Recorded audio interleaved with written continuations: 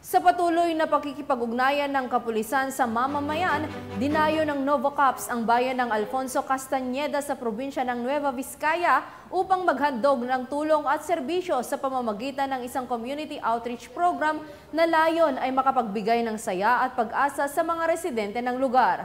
Patrolwoman Leni Lorenzo sa ulat. Outreach program ang Novocaps sa Barangay Lublub, Alfonso Castañeda, Nueva Vizcaya nito lamang unang araw ng Hunyo ng taong kasalukuyan.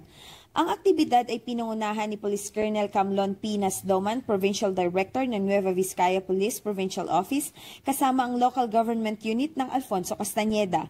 Ilan sa serbisyong handog ay pamimigay ng food packs, libreng medical at dental check-up, school supplies, tsinelas, libreng gupit, feeding program at nagkaroon din ng lecture patungkol sa gender-based violence at drug prevention. Nasa 480 individual naman ang napasaya at natulungan ng naturang programa. Layunin nito na matulungan ang mga mamamayan na nangangailangan, partikular sa mga nasa geographically isolated disadvantaged areas o gitas sa tulong ng kapulisan at iba't ibang ahensya ng pamahalaan para sa bagong Pilipinas. Mula dito sa Lambak ng Cagayan, ako ang inyong PNN Correspondent, Patrolwoman Leni Lorenzo, alagad ng batas, tagataguyod ng Balitang Pulis.